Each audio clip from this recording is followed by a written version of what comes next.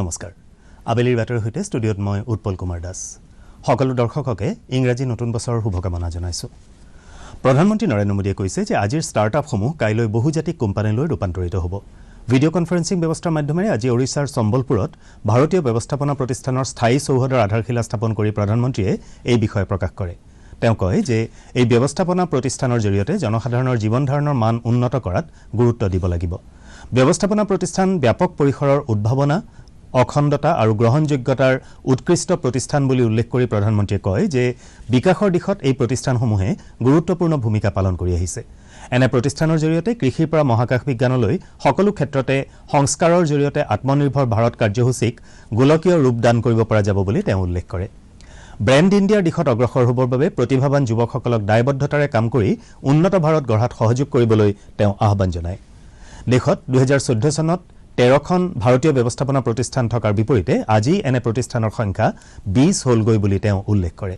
তেওঁ ভাৰতীয় ব্যৱস্থাপনা প্ৰতিষ্ঠানৰ দৰে উচ্চ শিক্ষাৰ প্ৰতিষ্ঠানসমূহে দেশৰ তুলনামূলকভাৱে সৰু চহৰসমূহক বিস্তৃত পৰিসৰলৈ নিয়াৰ লগতে ষ্টাৰ্টআপ কাৰ্যসূচীৰ জৰিয়তে জৈৱ বৈচিত্ৰ্য উন্নত কৰাত বিশেষ গুৰুত্ব দি যাব বুলি উল্লেখ কৰে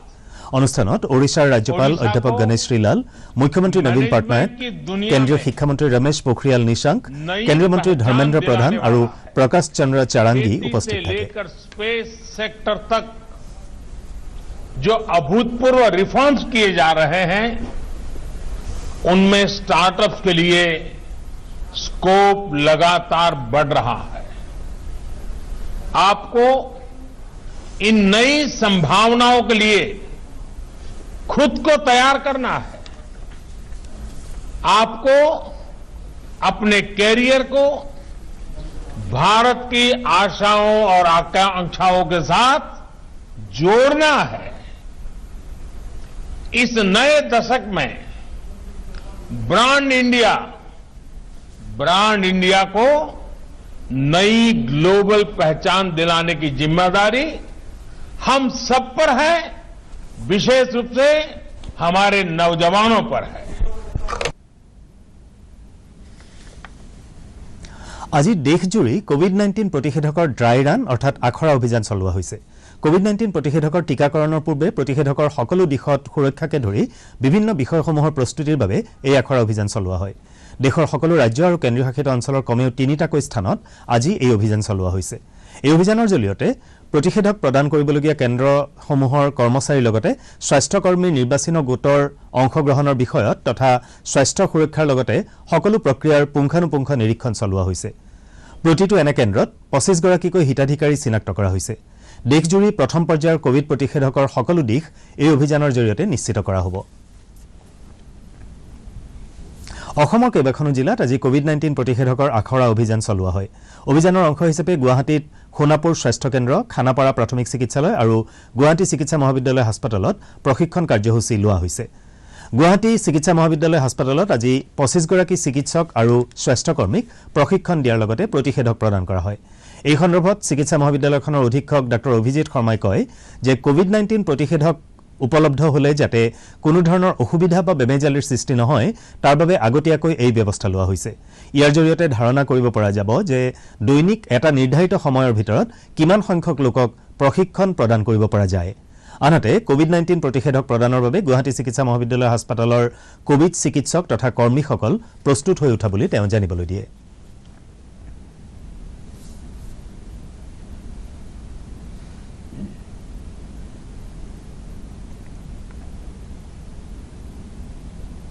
For this mock drill, we are looking to all aspects. Patient aha pisot mane person jon aha pisot kiman somoy amar yate thakibo how will the vaccine be stored ami kuntu protocol follow kori pelai patient ok ami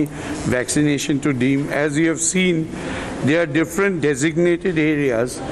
য'ত আমি পেশেণ্টটো মানুহজন আহিব বহিব তাৰপিছত ভেকচিনটো ল'ব লোৱাৰ পিছত ভেকচিন লৈ পেলাই most important is the observation 30 minutes of observation পেশেণ্টৰ কিবা এডভাৰ্ছ ৰিয়েকশ্যন হয় নে নহয় সেইখিনি চাই পেলাই তাৰপিছত পেশেণ্টটো ওলাই যাব so the basic concept here of this mock drill is we are checking into the timing, we are checking into the adverse reactions, we are checking into so how smoothly the entire process goes on. I got check কৰাৰ পিছত identification check কৰাৰ পিছত মই ভ্যাকচিনটো দিয়া হ'ল এতিয়া vaccine দিয়া সময়ত মই একো প্ৰবলেম পোৱা নাই আৰু বৰ্তমান মই অলপ আধা ঘণ্টামান মোক ৰখিব দিছে তো এতিয়া মই ৰখি চাওঁ কিন্তু এতিয়ালৈকে কিন্তু মই একো প্ৰবলেমটো পোৱা নাই We are testing our preparedness. We are just simulating the entire vaccination scenario, vaccination session site, except the vaccine which is not been provided. Other than that, all the processes are being followed. কেন্দ্ৰীয় স্বাস্থ্য মন্ত্ৰী doctor হৰ্ষবৰ্ধনে প্ৰকাশ কৰিছে যে সমগ্ৰ দেশতে COVID-19 প্ৰতিষেধক বিনামূলীয়াকৈ প্ৰদান কৰা হ'ব ডক্টৰ হৰ্ষবৰ্ধনে কৈছে যে অকল দিল্লীতে নহয় দেশৰ সকলো স্থানতে প্ৰতিষেধক বিনামূলীয়া হ'ব মন্ত্ৰীগৰাকীয়ে আজি দিল্লীৰ কেইবাখনো চিকিৎসালয় পৰিদৰ্শন কৰি কোভিড-19 প্ৰতিষেধক প্ৰদানৰ অনুশীলন কাৰ্যসূচীৰ পৰ্যালোচনা চলায় প্ৰতিষেধকৰ সুৰক্ষা আৰু গ্ৰহণযোগ্যতাৰ বিষয়ত কোনো উৰাবাতৰিৰ দ্বাৰা প্ৰভাৱিত নহবলৈ তেওঁ জনসাধাৰণৰ প্ৰতি আহ্বান জনায় তেওঁ কয় যে প্ৰতিষেধক প্ৰদানৰ পূৰ্বে চৰকাৰে নীতি নিয়মৰ ক্ষেত্ৰত কোনো আপোচ নকৰে তেওঁ কয় যে পলিঅ' প্ৰতিষেধক অভিযান আৰম্ভ কৰাৰ পূৰ্বেও এই প্ৰতিষেধক গ্ৰহণক লৈ সংকোচ প্ৰকাশ পাইছিল যদিও এই অভিযানৰ জৰিয়তে দেশত পলিঅ' নিৰ্মূলত বিশেষ সফলতা লাভ কৰিব পৰা যায় কোভিড প্ৰতিষেধকৰ কাৰ্যক্ষমতা আৰু সুৰক্ষাৰ ক্ষেত্ৰত সকলো প্ৰক্ৰিয়াৰে অনুশীলন সম্পূৰ্ণ কৰি তোলাৰ পাছত এই প্ৰতিষেধক সুৰক্ষিত ৰূপত প্ৰদানৰ ব্যৱস্থা কৰা হৈছে বুলি তেওঁ কয় एक प्रक्रिया है सबसे प्राइम हम लोगों का क्राइटेरिया अगर है तो वैक्सीन के ट्रायल्स में वो सेफ्टी है एफिकेसी है उसकी इम्यूनोजेनिसिटी है और इनमें से किसी भी चीज के ऊपर कोई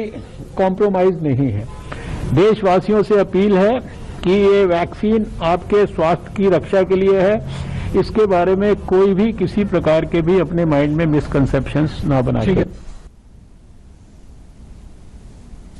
স্বাস্থ্য বিভাগে প্ৰকাশ কৰা শেহতীয়া তথ্য অনুসৰি ৰাজ্যত কোভিড-19ত আক্ৰান্ত হোৱা লোকৰ সংখ্যা 2,16,251 লৈ বৃদ্ধি পাইছে কালিৰ দিনটোত 15,429 জন লোকৰ নমুনা পৰীক্ষা কৰাৰ পাছত 40 জন লোকৰ দেহত কোভিডৰ সংক্ৰমণ ধৰা পৰে আনহাতে কালিৰ দিনটোত 82 জন ৰোগী সুস্থ হৈ উঠাত আৰোগ্য হোৱা লোকৰ সংখ্যা 2,11,989 হৈছেগৈ আৰোগ্যৰ হাৰ হৈছে 98%। ইফালে এই পৰ্যন্ত 1049 জন লোকৰ এই ৰোগত মৃত্যু ঘটিছে দেশত কোভিডৰ পৰা আৰোগ্যৰ হাৰ 96.12% লৈ বৃদ্ধি পাইছে আক্ৰান্তৰ সংখ্যা 1,82,86,709 লৈ বৃদ্ধি পাইছে বুলি কেন্দ্ৰীয় স্বাস্থ্য মন্ত্ৰালয়ৰ তথ্যত প্ৰকাশ তদুপৰি দেশত কোভিডৰ ফলত মৃত্যু হোৱা লোকৰ সংখ্যা 1,48,994 লৈ বৃদ্ধি পাইছে যোৱা 24 ঘণ্টাত 22,900 গৰাকী লোক আৰোগ্য হৈ উঠিছে ইয়াকে লৈ মুঠ আৰোগ্য হোৱা লোকৰ সংখ্যা 98,83,000ৰো অধিক হৈছে স্বাস্থ্য মন্ত্ৰালয়ৰ সূত্ৰত কোৱা হৈছে যে যোৱা 24 ঘণ্টাত দেশত প্ৰায় 19,000 লোকৰ দেহত নতুনকৈ কৰোনাৰ সংক্ৰমণ ধৰা পৰে ইয়াকে লৈ দৈনিক সংক্ৰমণৰ হাৰ 20,000 তলত থকাটো পৰিলক্ষিত হৈছে আনহাতে দৈনিক সংক্ৰমণৰ হাৰতকৈ আৰোগ্যৰ হাৰ বৃদ্ধি পাই আছে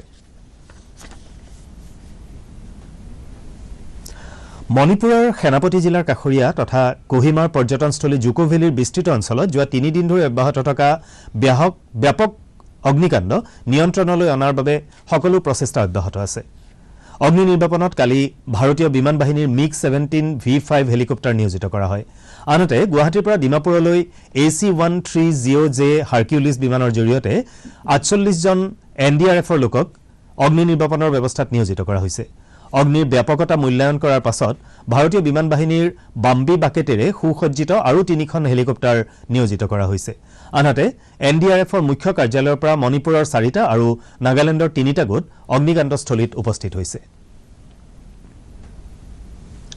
অসম চৰকাৰৰ প্ৰজ্ঞান ভাৰতী আঁচনিৰ অধীনত আজি বঙাইগাঁও জিলা পুথিভঁৰাল প্ৰেক্ষাগৃহত অনুষ্ঠিত এখন সভাত 2020 বৰ্ষৰ উচ্চতৰ মাধ্যমিক শিক্ষান্ত পৰীক্ষাত প্ৰথম বিভাগত উত্তীৰ্ণ হোৱা ছাত্ৰীসকলক স্কুটি প্ৰদান কৰা হয় জিলাখনৰ 293 গৰাকী কৃতি ছাত্ৰীৰ ভিতৰত 20 গৰাকীক আজি আনুষ্ঠানিকভাৱে স্কুটি প্ৰদান কৰা হয় স্কুটি বিতৰণ অনুষ্ঠানত মন্ত্ৰী ফণীভূষণ চৌধুৰী আৰু বঙাইগাঁও জিলাৰ উপায়ুক্ত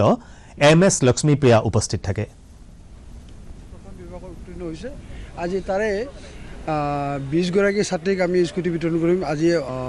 283 গৰাকী ছাত্ৰী পৰৱৰ্তী সময়ত পাব তেওঁলোকে এবাৰ প্ৰথম পাইছো এবাৰ যিটো কি কয় ডক্টৰ হিমন্ত বিশ্ব শৰ্মাই যিটো এটা স্কিম প্ৰজ্ঞান ভাৰতী স্কিম উলিয়াইছে আমাৰ বাবে খুবেই এটা ভাল লগা খবৰ দেশত সামগ্ৰী আৰু সেৱা কৰ চমুকৈ GST প্ৰৱৰ্তনৰ পৰা এতিয়ালৈকে যোৱা মাহত GST সংগ্ৰহৰ পৰিমাণে অভিলেখ সৃষ্টি কৰিছে। যোৱা ডিচেম্বৰ মাহত 1,15,174 কোটি টকাৰ GST সংগ্ৰহ কৰা হয়। যোৱা বিত্তীয় বৰ্ষৰ একে সময়ৰ তুলনাত এই পৰিমাণ 12% অধিক। কেন্দ্ৰীয় বিত্ত মন্ত্ৰালয়ে জানিবলৈ দিছে যে যোৱা 21 মাহৰ ভিতৰত সংগৃহীত মাহিলী ৰাজহৰ এই পৰিমাণ সৰ্বাধিক। শিক্ষাৰ্থীৰ মানসিক উৎকৰ্ষ সাধনৰ উদ্দেশ্যে প্ৰৱৰ্তন কৰা প্ৰজ্ঞান ভাৰতী আঁচনিৰ অধীনত আজি ডিফুত 2020 বৰ্ষৰ উচ্চতৰ মাধ্যমিক পৰীক্ষাত প্ৰথম বিভাগত উত্তীৰ্ণ হোৱা কাৰ্বি আংলং জিলাৰ 235 গৰাকী মেধাৱী ছাত্ৰীক স্কুটি প্ৰদান কৰা হয়। কাৰ্বি আংলং স্বায়ত্তশাসিত পৰিষদৰ সচিবালয় প্ৰাংগণত আয়োজিত অনুষ্ঠানত স্বায়ত্ত পৰিষদৰ মুখ্য কাৰ্যবাহী সদস্য তুলিৰাম ৰংহাঙে ছাত্ৰীসকলক স্কুটি প্ৰদান কৰে। সভাত ডিফুৰ সাংসদ হৰেণ সিং বে আৰু বিধায়ক ডাঃ নোমল মমিন প্ৰমুখ্যে কাৰ্বি স্বায়ত্ত পৰিষদৰ সদস্যসকল উপস্থিত থাকে। টোটেল 47 আছে ৱেষ্ট কাৰ্বি আংলঙৰ। এনেধৰণৰ যে কম্পিটিশ্যনৰ প্ৰতিযোগিতা দিনত আহি আছে, গতিকে যোনে ফাৰ্ষ্ট ডিভিজন পাব তেওঁলোকৰ কাৰণে অহা বছৰ আকৌ ইয়াৰ পৰা ডাবল হ'ব পাৰে। ব্ৰহ্মপুত্ৰ আমন্ত্ৰণ অভিযানৰ অধীনত ভাৰত চীন সীমান্তৰ আপাৰ চিয়াং জিলাৰ পৰা যাত্ৰা আৰম্ভ কৰা ৰাফটিং দলটো কালি বিয়লি ডিব্ৰুগড় জিলাৰ নাগাঘলি ঘাটত উপস্থিত হয়। IAS বিষয়া সুহাসিনী শেখাৱাতে নেতৃত্ব দিয়া এই 17জনীয়া দলটো ইতিমধ্যে বিপদসংকুল চিয়াং নদীৰে ৰাফটিং কৰি ডিব্ৰুগড়ত উপস্থিত হয়হি। দলটো কালি ডিব্ৰুগড় আহি পোৱাৰ সময়ত জিলাখনৰ অতিৰিক্ত উপায়ুক্ত দীপু কুমাৰ ডেকা আৰু সমল বিষয়া অনিল কুমাৰ ডেকাকে ধৰি বহুকেইজন বিষয়া উপস্থিত থাকে। চিয়াং আৰু ব্ৰহ্মপুত্ৰৰ কাষৰীয়া অঞ্চলত পৰ্যটনৰ প্ৰচাৰ আৰু প্ৰসাৰ কৰাই হৈছে কেন্দ্ৰীয় জল শক্তি মন্ত্ৰালয়ৰ অধীনৰ ব্ৰহ্মপুত্ৰ বোৰ্ডে আয়োজন কৰা এই অভিযানৰ মূল উদ্দেশ্য। অহা 21 জানুৱাৰীত ধুবুৰী জিলাৰ আছামেৰ আলগাত এই অভিযানৰ সামৰণি পৰিব।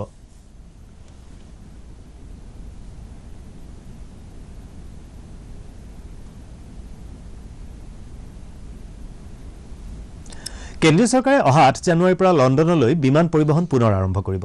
লণ্ডনত শেহতীয়াকৈ কৰোনা ভাইৰাছতকৈ অধিক শক্তিশালী সংক্ৰমণৰ সৃষ্টি হোৱাৰ পৰিপ্ৰেক্ষিতত যোৱা মাহত চৰকাৰে ভাৰতৰ পৰা লণ্ডনলৈ বিমান যাত্ৰা বাতিল কৰিছিল। কেন্দ্ৰীয় অসামৰিক বিমান পৰিবহণ দপ্তৰৰ মন্ত্ৰী হৰদীপ সিং পুৰীয়ে কৈছে যে সম্প্ৰতি ভাৰত আৰু লণ্ডনৰ মাজত 23 জানুৱাৰী পৰ্যন্ত সপ্তাহত 30খনকৈ বিমান চলাচল কৰিব। নৱবৰ্ষত ঢকুৱাখানাৰ প্ৰকৃতিপ্ৰেমী অতুল শৰ্মাই বিৰল প্ৰজাতিৰ এটা কাছ কঢ়া নদীত মুকলি কৰি দিয়ে। সম্প্ৰতি বিলুপ্তিৰ পথত অগ্ৰসৰ হোৱা কাছৰ ঢকুৱাখানাৰ বিভিন্ন অঞ্চলৰ নদী বিল জলাশয়ত পুনৰ মুকলি কৰি দি তেওঁ প্ৰকৃতিপ্ৰেমৰ নিদৰ্শন দাঙি ধৰিছে। ইয়াৰ পূৰ্বে তেওঁ 115টা কাছ মুকলি কৰি দিছে। পেছাত পুৰোহিত অতুল শৰ্মাই এই বিৰল প্ৰজাতিৰ কাছ সোৱণশিৰিৰ এঘৰ লোকৰ পৰা দান সূত্ৰে লাভ কৰিছিল। গুৱাহাটী দূৰদৰ্শন কেন্দ্ৰৰ বাতৰি আৰু অন্যান্য অনুষ্ঠানসমূহ আমাৰ ইউটিউব চেনেল DD নিউজ গুৱাহাটীৰ যোগেদিও চাব পাৰিব।